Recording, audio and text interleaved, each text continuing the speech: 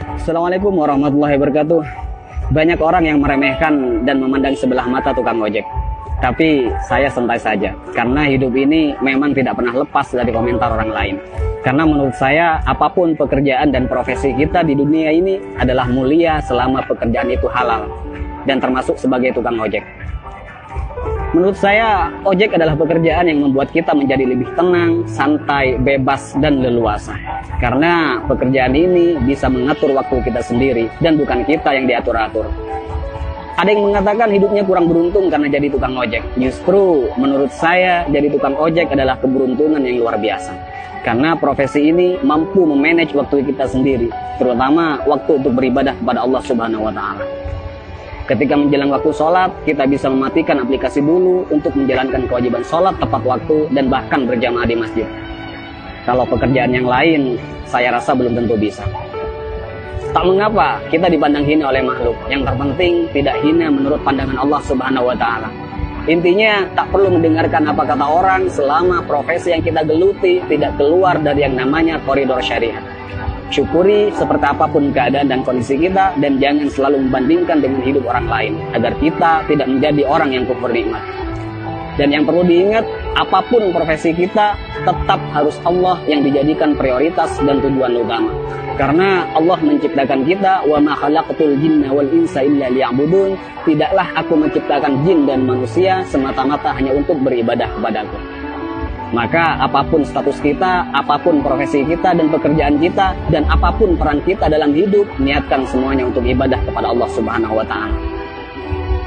Ada sedikit motivasi dari saya, semoga bermanfaat. Bismillahirrahmanirrahim. Banyak orang kaya gelisah dengan kekayaannya dan hitung-hitungan dalam bersedekah, bahkan bersifat pelit dan kikir. Banyak artis bercerai padahal pasangannya sempurna, kaya, ganteng dan cantik. Banyak pejabat korupsi, padahal puluhan juta gaji dari jabatannya. Banyak polisi yang tak mengayomi, tapi malah memeras rakyat. Ada yang mengatasnamakan perjuangan, malah menilap dana bos. Banyak pembisnis sukses, tapi tidak jujur. Banyak yang masih bergelut dengan riba, hanya untuk gaya hidup. Ada yang menguasai banyak ilmu agama, tapi gemar bermaksiat dan tak mengamalkan ilmunya. Ada yang gemar berdakwah, tapi tak mampu mendakwahi dirinya sendiri. Ada yang suka minum khamr, narkoba, dan berzinah dengan alasan kesenangan. Ada yang sudah berkeluarga dan bahkan punya anak merasa kurang tentram, seolah jauh dari kata sakinah, mawaddah, warahmah. Ada atasan yang suka menyunat uang bawahannya. Ada seorang guru atau karyawan yang suka korupsi dan bahkan korupsi waktu. Ada yang punya proyek dan tidak jujur dengan proyeknya. Banyak dokter, perawat, dan bidan yang tidak lemah lembut, tidak jujur, dan bahkan terkadang tidak memanusiakan pasiennya. Ada yang sibuk mencari dunia sampai lupa pada Tuhannya dan lalai dalam sholatnya. Dan masih banyak lagi kasus-kasus yang tidak bisa saya sebutkan semuanya. Mari kita berpikir, kenapa mereka demikian? Karena dalam hidupnya bukan Allah yang mereka jadikan prioritas dan tujuan utama. Karena jika Allah yang mereka jadikan prioritas dan tujuan utama dalam hidupnya, maka sangat mustahil mereka berbuat demikian. Wa may yuhajir fi sabilillah yajid fil ardi muraghaman katsiran wa sa'a. Ayo kita berhijrah. Karena ketika kita berhijrah dan lalu Allah kita jadikan prioritas dan tujuan utama dalam hidup, maka Allah akan meluaskan rezeki dan kelapangan hati untuk kita. Dan ketika hati kita sudah lapang dan luas, maka sebanyak apapun persoalan yang kita hadapi dan sebesar apapun masalah yang menimpa kita akan tetap tenang menyikapinya. Karena hati kita lebih lapang dan lebih luas dari masalah yang kita hadapi. Tapi jika dalam hidup bukan Allah yang kita jadikan tujuan utama, maka hati kita akan sempit. Jadi sebanyak apapun harta kita, setinggi apapun pangkat dan popularitas kita, semua malah tak akan henti menggelisahkan dan bahkan membingungkan. Karena hati yang sempit tak akan pernah merasa cukup dan bahkan akan menjadikan kita sebagai budak dunia yang tak akan pernah ada puasnya.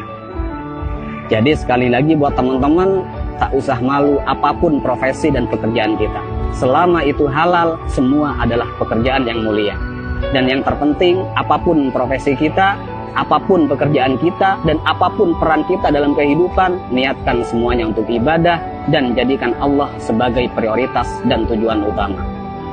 Dan jika kita galau, gelisah, sedih, gundah gulana, hati tidak tenang, maka perlu kita cek. Pasti ada kesalahan dan maksiat yang kita lakukan. Dan sudah pasti kita meletakkan dunia di atas Tuhan. Dan juga saya pastikan hubungan kita dan Allah sudah tak lagi mesra. Jadi kesimpulannya, tolak ukur ketenangan dan kebahagiaan bukanlah kekayaan, bukan jabatan, dan bukan popularitas. Tapi tolak ukur ketenangan dan kebahagiaan adalah tergantung di mana letak Allah di hati kita. Assalamualaikum warahmatullahi wabarakatuh.